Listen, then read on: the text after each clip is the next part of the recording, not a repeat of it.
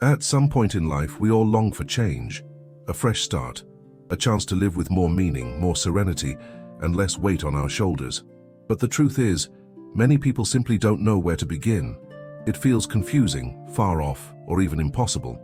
But what if I told you that it doesn't require a sudden revolution or a radical transformation?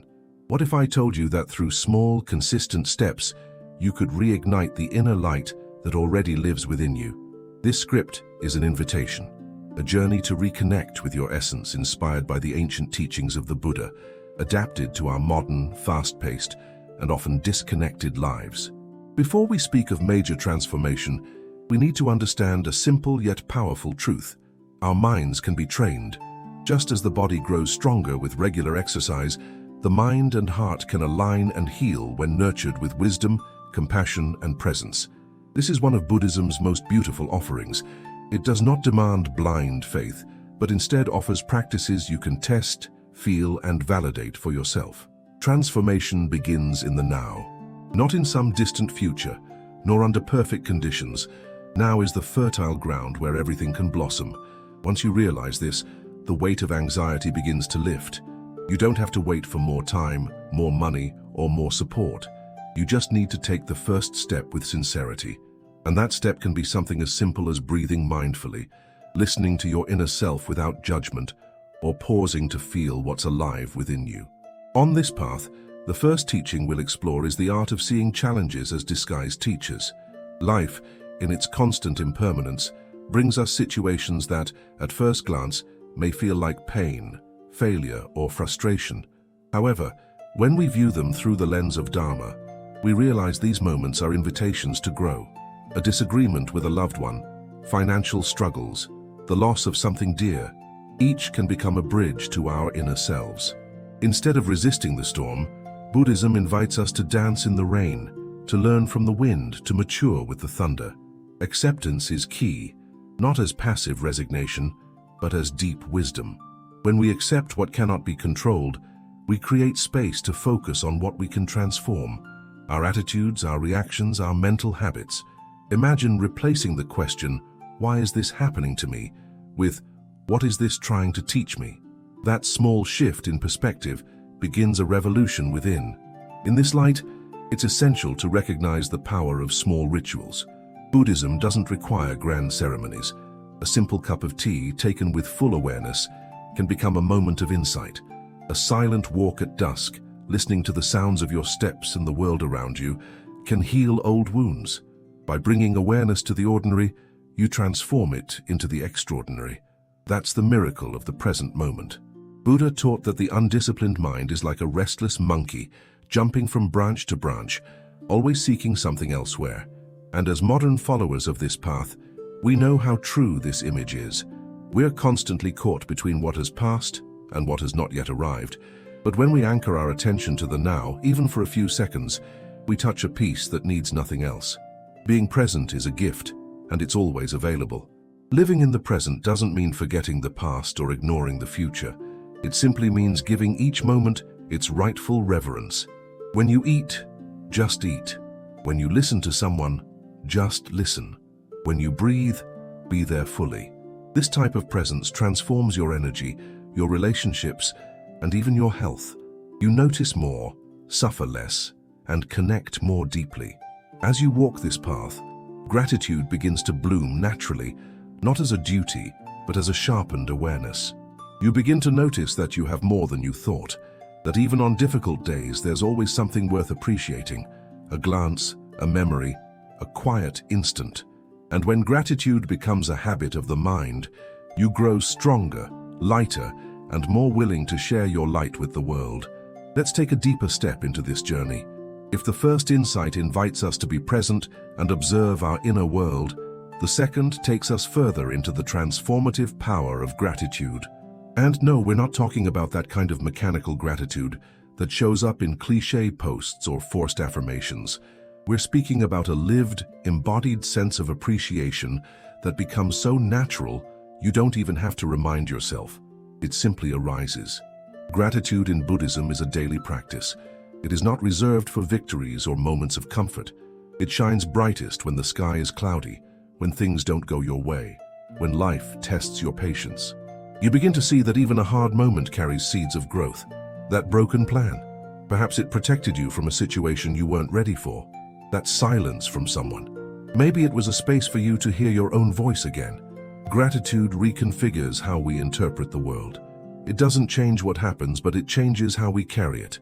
You don't need big events to practice gratitude. A warm cup of something soothing, a morning when your body feels rested, the sound of someone laughing in another room, a memory that comes out of nowhere and makes your heart expand. These are the small gems of life that we so often miss because we're caught in the momentum of expectation. The practice of gratitude slows that down.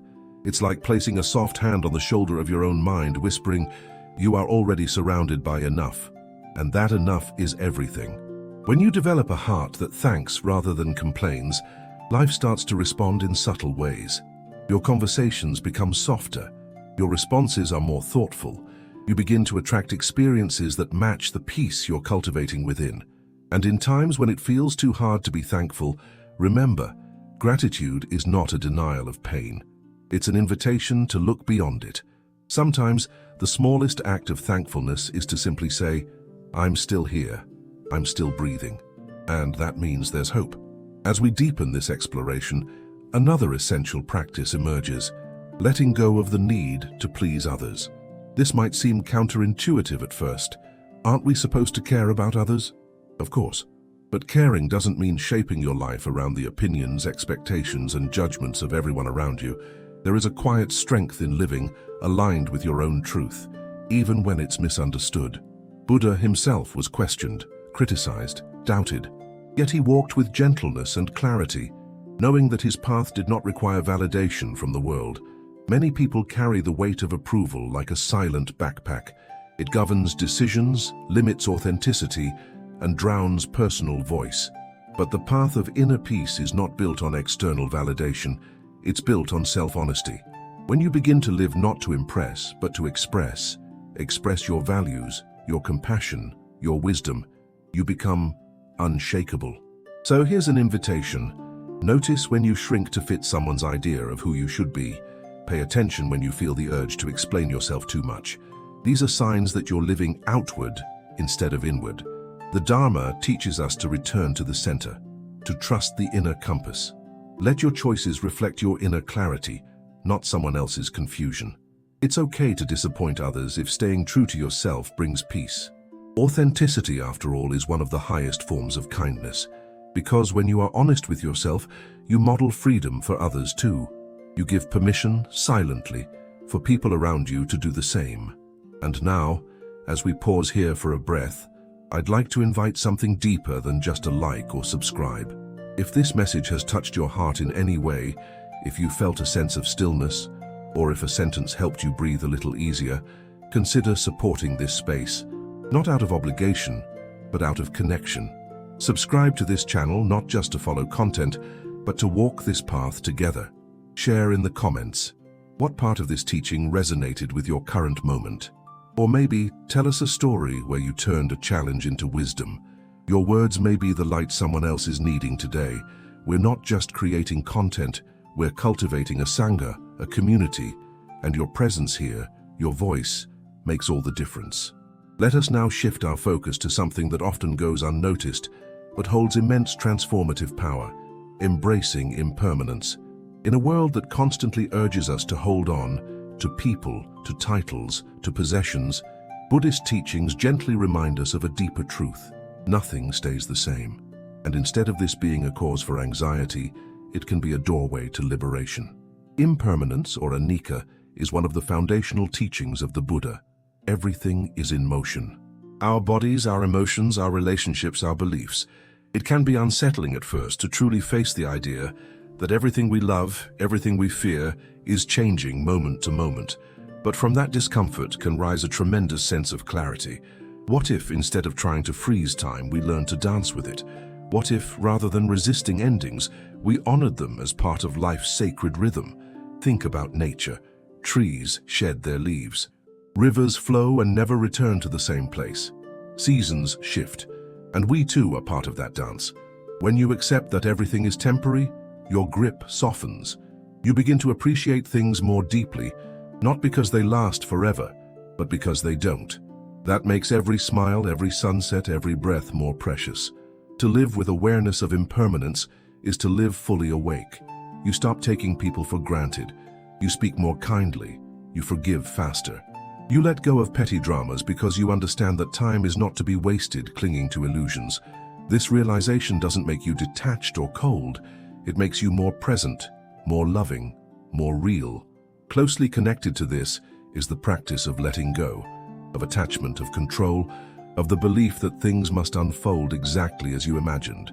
Attachment creates suffering because it tries to bind what is naturally free.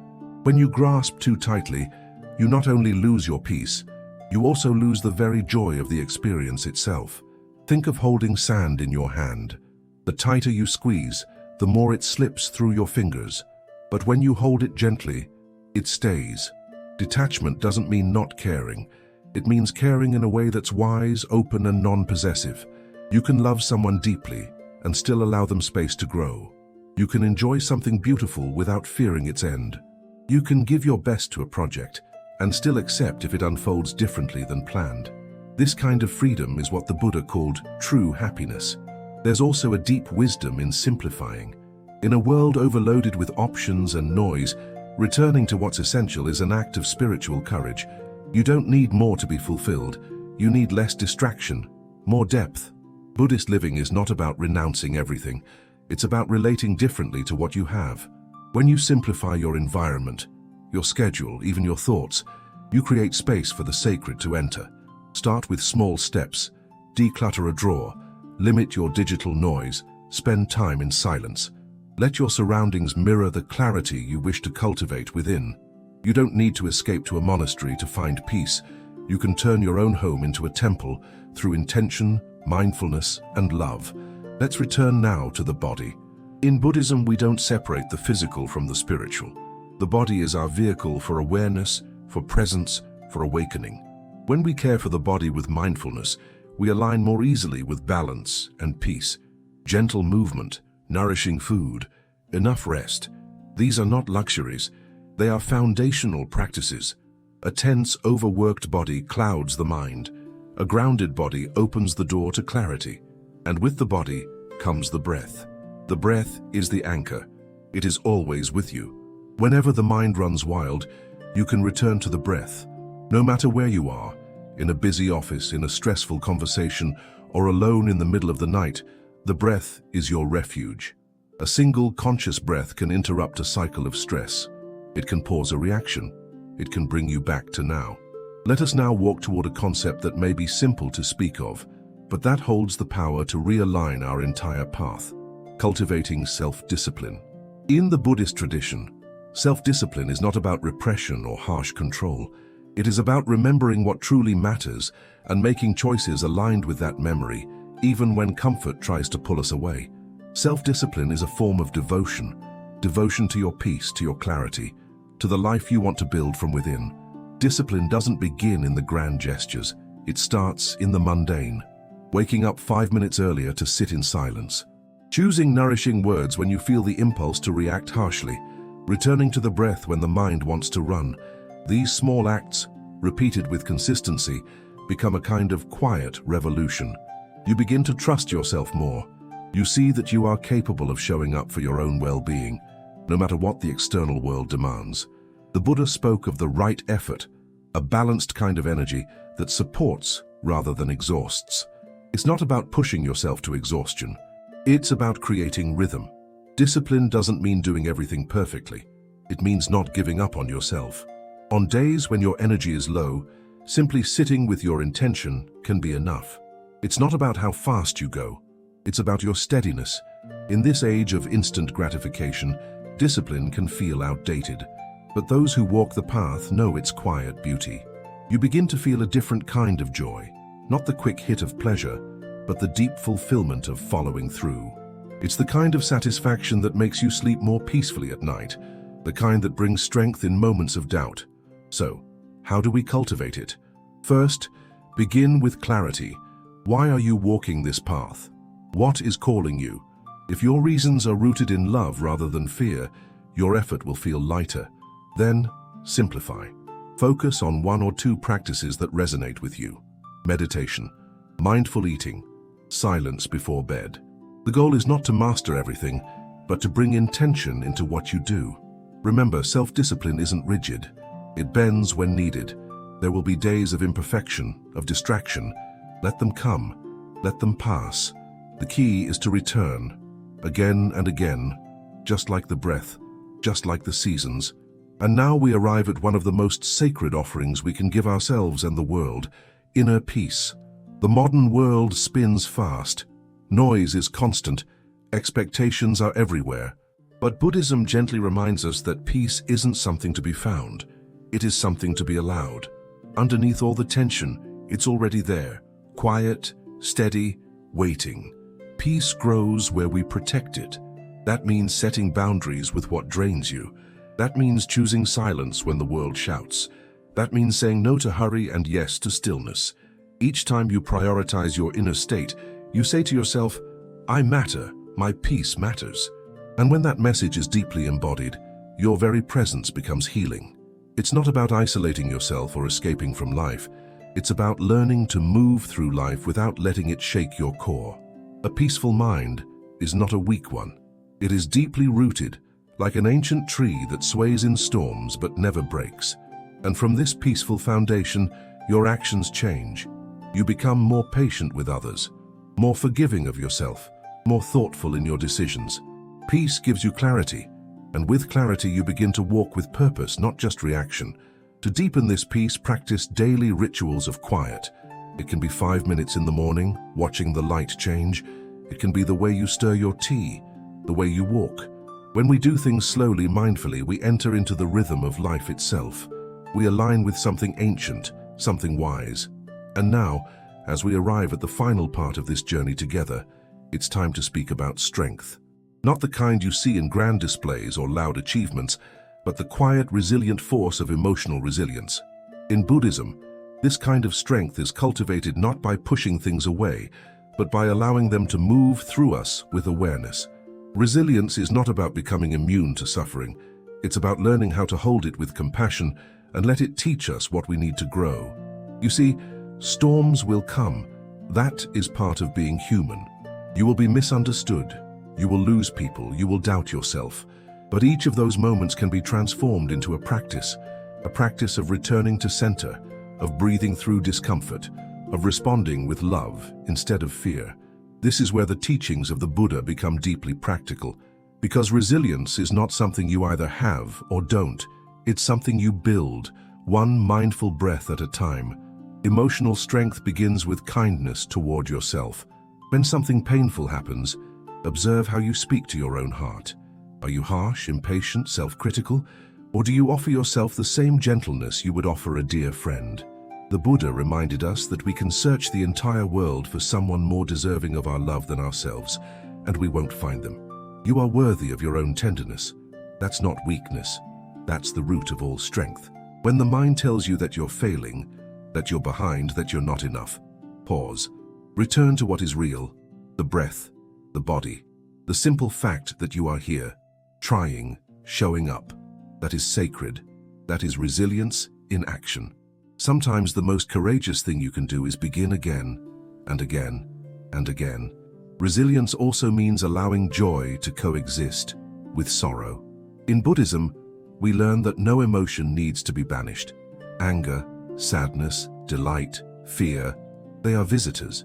And just like visitors, they don't stay. Your role is to meet them at the door, greet them with mindfulness, and let them pass through. You don't need to suppress what you feel to be spiritual. You just need to be present with it. The more you practice this, the more unshakable you become. Not because you avoid difficulty, but because you've learned to move with it, like water flowing around rocks, like wind dancing through trees. Life stops being something you fear and starts being something you meet, with open hands, open heart, steady breath. And now, before we close, I'd like to say something sincere, from my heart to yours. If you've made it through these reflections, if something here has moved you, made you pause, or helped you in even the smallest way, consider staying connected with this space. Subscribe not because it's what people say to do at the end of a video, but because you feel you belong here. Because your path, your growth, your stillness matters. Let's keep building this together, a space where peace is prioritized, where wisdom is shared, where no one walks alone. If this spoke to you, leave a comment, not for numbers, but as a ripple of energy. Share what you're practicing, tell us what you're learning to let go of, or simply write, "I'm here, I'm walking this path." Your voice may be the light someone else needs. And if you know someone who could use these words, share this with them. Not as content, but as care, as a small act of compassion, because that's what this is about. We're not chasing numbers, we're nurturing presence, and every presence here counts. Thank you for walking this path with me, for opening your heart, for being willing to grow. You are the reason this space exists. You are the breath, the silence, the light. Until next time, keep walking gently. And remember, the way is already within you.